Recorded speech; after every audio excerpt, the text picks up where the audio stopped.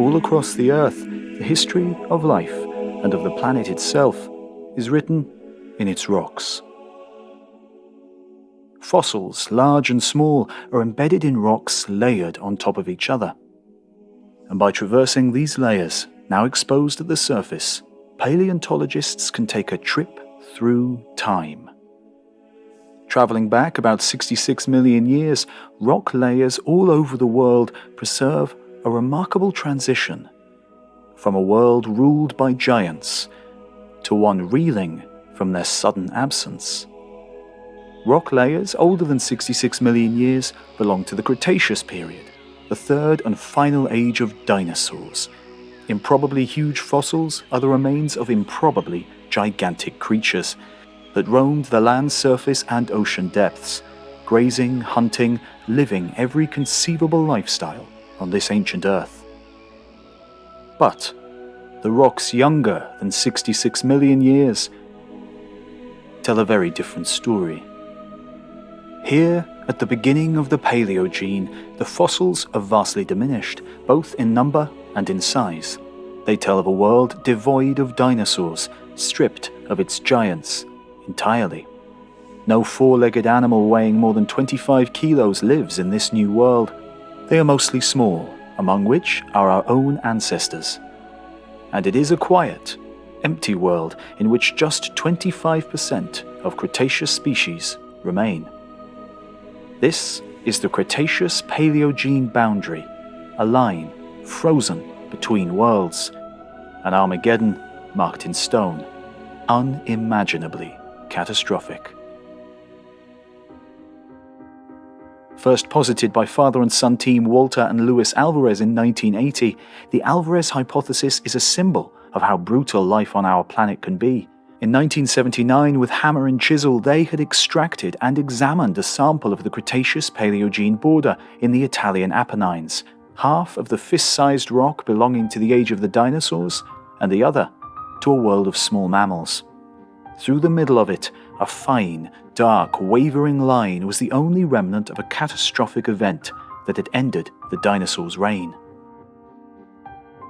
In that delicate layer, Walter and Lewis discovered inflated concentrations of iridium, a metal that's extremely rare on Earth, but which, they theorized, was delivered by an asteroid. 66 million years ago, an 80-kilometer-wide asteroid smashed into the Yucatan Peninsula in Mexico, obliterating itself in the process and spreading iridium in a fine layer over the entire globe. It triggered a string of catastrophic climatic and tectonic changes that, in a mere 30,000 years, decimated life on Earth. Dinosaurs died, never to return, along with 75% of all species on the planet. The living world was utterly transformed. And yet, this brutal impact and its subsequent horrors were nowhere near the worst mass extinction event the Earth had seen. Nearly 200 million years deeper in time, at the end of the Permian period, Earth's biodiversity plummeted in a geological blink of the eye. This time, there was no external agent of destruction. The Earth itself conspired to call forth its Armageddon. Huge volcanic eruptions spewed lava, dust clouds, and gases, transforming the planet. The changes drove ancient species from many different families to extinction, including trilobites, ammonites, and some of the earliest land-dwelling mammals and reptiles. 96% of all marine species and 70% of terrestrial vertebrates were lost. Known colloquially as the Great Dying, this has been widely held as the most deadly of Earth's many extinction events. But there is one more candidate for this grisly crown. Billions of years deeper in time. The evidence may not be as clear as the boundary rock Walter Alvarez held in his hand, but much, much closer to the formation of our world, there is record of an event so catastrophic that it almost saw the loss of all life on Earth.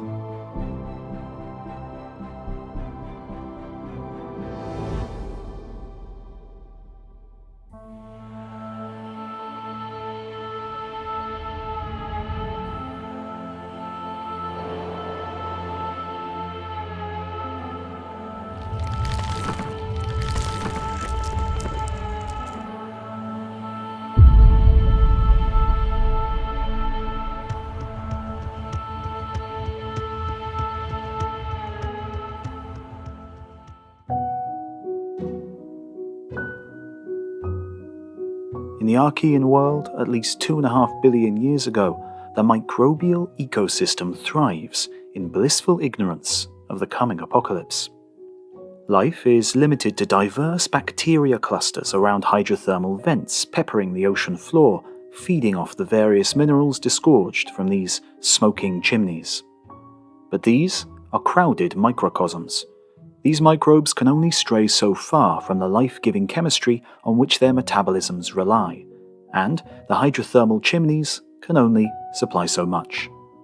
So, new metabolisms emerge. Through mutations of the genetic molecule, the bacteria learn to do new things with the chemicals they're surrounded with. Not only that, but they can exchange their newfound skills with their sisters, in a genetic handshake of which only these simple life forms are capable.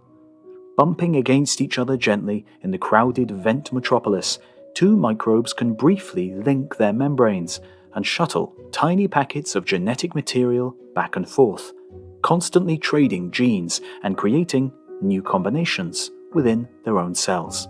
This was the source of staggering diversity in these gloomy seas, and the mechanism that birthed an entirely new innovation, one that was to ultimately transform the face of the planet. That innovation was of pigments, tiny specks that would appear purple to our eyes, but which are capable of absorbing specific wavelengths of light and capturing the energy. Suddenly, microbial life forms have a brand new source of energy available to them: the light from the sun. Sunlight is inexhaustible and easily accessible, as long as you can survive the waves and tides that haunt the shallows. To the first light-loving microbes in a chemical world, their innovation opened the doors to a brand new kind of existence. These phototrophs could eat the sun. This was the birth of photosynthesis, but it wasn't the photosynthesis we learn about in school. It was a strange, noxious kind of chemistry with exotic ingredients. Purple-colored bacteria fed on the sun's infrared light, beyond the visible spectrum. They used hydrogen and dissolved sulfides to complete their reactions and produced solid yellow sulfur and corrosive sulfuric acid as byproducts. The early photosynthetic world was a toxic, stinking mire. But this wasn't the cause of the catastrophe to come. Even after bacteria learned to eat the sun, innovation continued. Through the microbial gene exchange and much trial and error, iterative improvements were made to the new metabolism. New, green pigments absorb red and blue light, capturing more energy than ever before. And a new, simpler kind of chemistry is developed, one that relies not on noxious sulfur, but on ubiquitous water. In this new and improved form of photosynthesis, the sun's energy is combined with carbon dioxide and water to power a cell's metabolism. This is the successful pathway that has been handed down through billions of years, and upon which green plants and algae rely to this day. But this wildly successful new pathway had a dark side. It created a waste product, more deadly and noxious than any sulfur that came before. A toxic waste product that would bring disaster even to the organisms that made it. And one we are still living with today. Oxygen.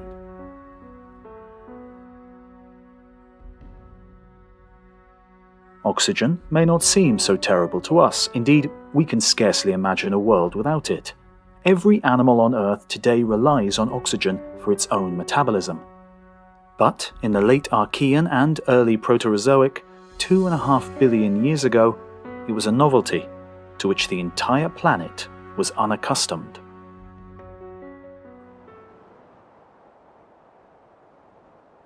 In September 1844, the southern shores of Lake Superior were a wilderness of hardy white pines, casting long shadows over a softly undulating landscape of ice-smoothed rock.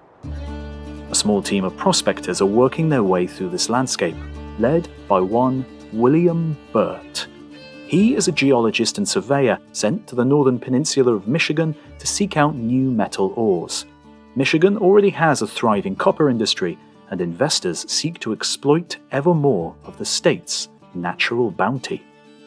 So, late one September afternoon, as the sun casts a golden glow over the landscape, William Burt squints and peers at his compass. Something isn't right. The sun in his eyes tells him he's facing west, but the compass needle points straight ahead. He turns to the north to look across the glittering waters of the lake, but the needle still points resolutely into the hillside.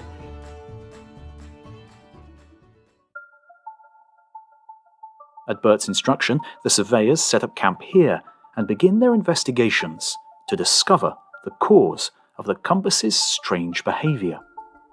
Several days of digging, hacking, and blasting later, the prospectors stand before a clean, unweathered rock surface, the likes of which the small team has never seen. The rocks are vivid red and jet black, strikingly arranged in smoothly alternating layers, some mere millimeters thick, others half as tall as a man. Later testing will reveal that iron makes up more than 30% of these rocks, compared to just 5% on average in the Earth's crust. With little more than a compass needle, William Burt had struck Michigan's black, stony gold. These iron-rich rocks would come to be known as banded iron formations, and they would bring Michigan steaming into the Industrial Revolution.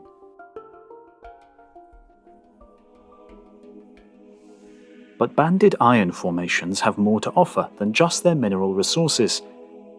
These rocks, now exploited in northern Michigan, were birthed in the Proterozoic oceans 2.4 billion years ago.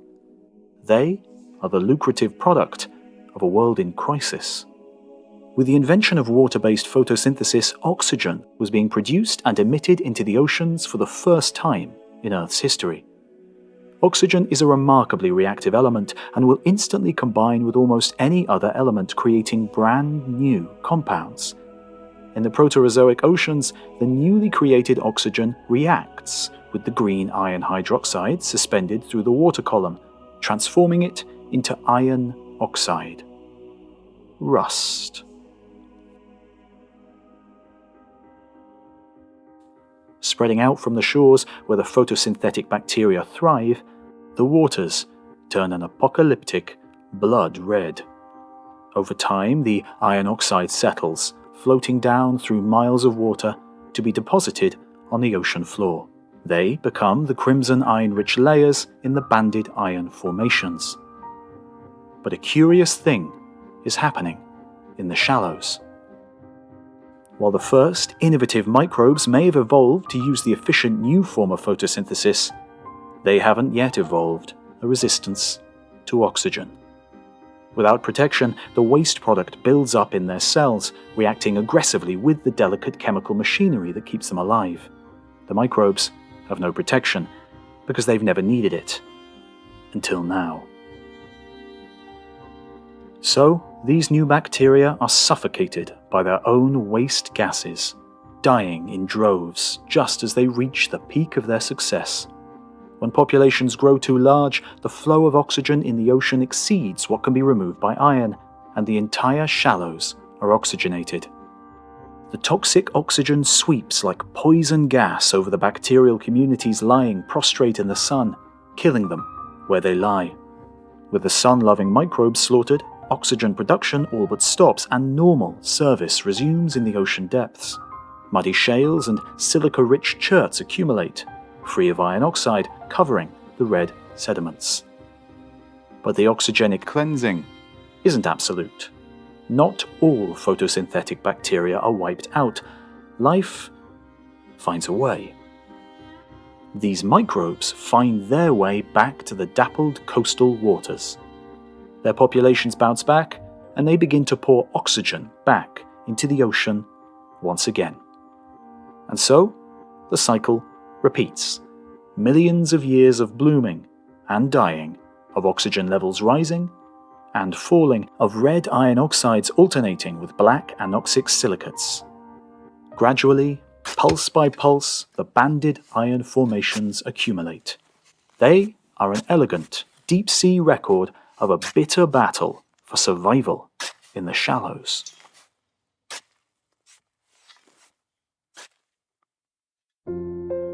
Banded iron formations like the ones discovered by William Burt in Michigan are found today on almost every continent.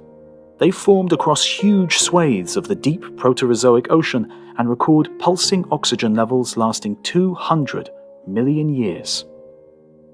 But this is just the beginning of the oxygen catastrophe to come.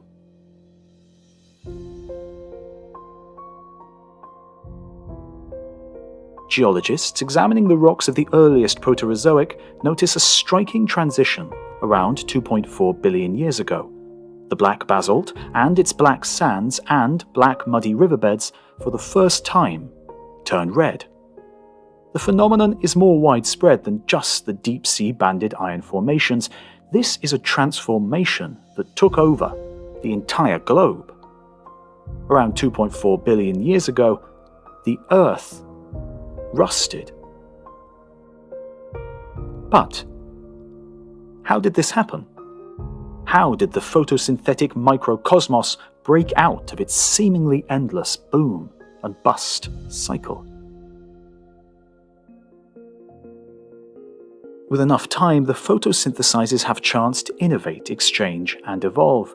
Eventually, they evolved to withstand their own waste gases. Oxygen no longer poisoned them straight away. They could live long enough to grow their numbers, bolster their population, and maintain their tenuous grip on the sunlit shallows.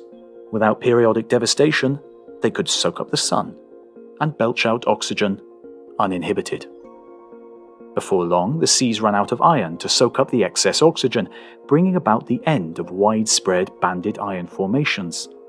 Oxygen begins to fill the oceans, dissolved in the water, beginning at the shore and spreading inexorably into the darkest depths. Ocean currents bring tongues of oxygenated water into the furthest reaches of the Proterozoic oceans. Oxygen's silent, deadly spread is catastrophic for the rest of the biosphere. Those crowded microbial communities clinging to hydrothermal chimneys in the dark never change their ways. They never exchange their genes with sun lovers, and they have no resistance to toxic oxygen. They are decimated. Even those that survive the initial cull are deprived of the chemicals on which they depend. Oxygen reacts with iron, sulfur, and manganese emitted from the vent, oxidizing it and locking it away in deposits now inaccessible to these primitive microbes. As oxygen spreads through the ocean, so microbial city after city fall, gassed, poisoned, starved, and rusted to death. There was no escape. The photosynthesizers had brought about a new world order in which there was only room for those tolerant to their regime. But even this was not the end.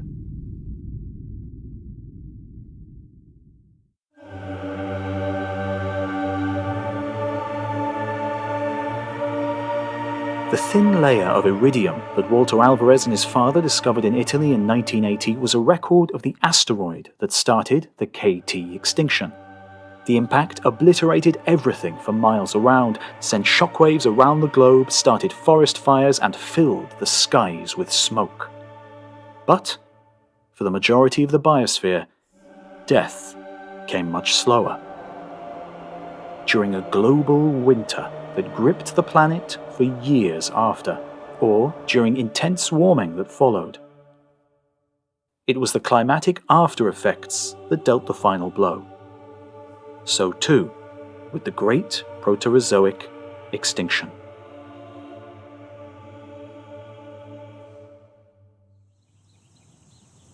In 1868, just over the Canadian border from the then thriving iron mines in northern Michigan, exploring geologists discover another curious rock formation on the shores of Lake Huron. Here they uncover a strange amalgam of pebbles and boulders set in a fine grey cement-like matrix. From tiny gritty grains to boulders weighing several tons, the stones are a colourful assortment of many different rock types. Speckled white and grey granites, striped orange jaspers, and greenstone glinting in the sun. There are no matching source rocks for these exotic pieces for hundreds, even thousands of miles. The largest boulders are too heavy to be moved by wind or water. To the 19th century geologists, their presence here is a mystery. It is as if they have been dropped from the sky. Today, we know many more examples of these mysterious exotic rocks from later periods of Earth's history. They are called erratics, and they are indeed dropped, although not from the sky. Rather, from melting glaciers. Pebbles and boulders are plucked from the bedrock and transported along vast icy highways before being deposited unceremoniously when that ice melts away. Only the unstoppable progress of ice has the power to move so much rock so far from its source.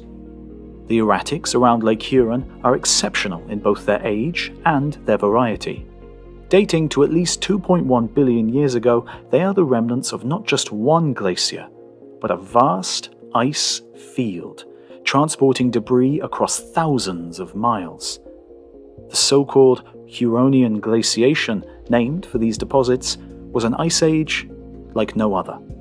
It was the ice catastrophe that followed the oxygen catastrophe, and the nail in the coffin for much of life on Earth. The seas filled with oxygen and wiped out the deep-sea microbial communities. But the photosynthetic communities continued to thrive, pumping out more and more oxygen until the seas could hold no more. So the waste oxygen began to eke into the atmosphere. Here, it reacted with exposed rocks, but it also reacted with other gases in the air. Most notably, it tore apart molecules of methane, transforming them into carbon dioxide. And while we know carbon dioxide today to be a warming greenhouse gas, on the early Earth, methane was a much more potent insulator. As the skies were stripped of their downy methane blanket, global temperatures dropped. The greedy, surviving photosynthesizers continued to gobble at the carbon dioxide in the atmosphere, depleting the planet's insulation even more. The Earth was then plunged into an ice age of unimaginable proportions. The sun shone less brightly than today, and with the planet losing what little heat it once retained, the lakes, rivers, and oceans began to freeze. Ice shelves edged towards the equator, spreading like freezing corruption from the shallows over the deep oceans. Before long, the Earth was a snowball planet, head to toe in a cloak of featureless ice.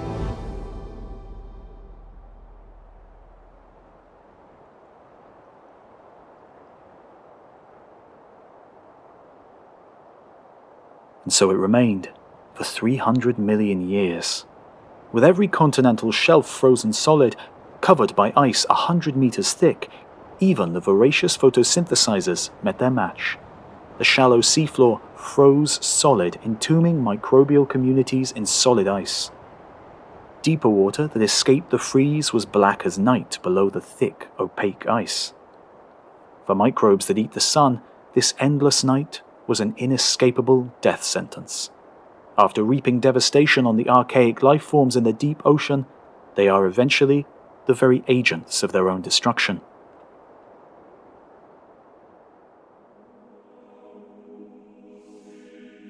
Together, the chemical revolution and the ensuing climate crisis combined to bring about the biggest mass extinction that the Earth has ever seen. It's often overlooked in the face of more recent extinctions where staggering numbers of species are lost, or huge, charismatic animals like the dinosaurs disappear forever. But the Great Oxygen Extinction saw primary productivity, the production of organic compounds by life, plummet. Scientists estimate that 99% of all life on Earth was lost between 2.4 and 2 billion years ago. The bountiful microbial oceans of the Archean were wiped out forever, and the majority of those ocean ecosystems would never recover. Just 1% of life clung on through the toxic ice age in deep ocean refuge, untouched by the poison gas, or in rare, warm coastline oases that somehow escaped the global freeze. All life on Earth today is descended from those lucky few who made it, against the odds. Oxygenic photosynthesis, a chemical innovation made by tiny bacteria nearly 2.5 billion years ago, is the fundamental root of most of our modern ecosystems. And yet, its invention almost brought about the destruction of all life on Earth.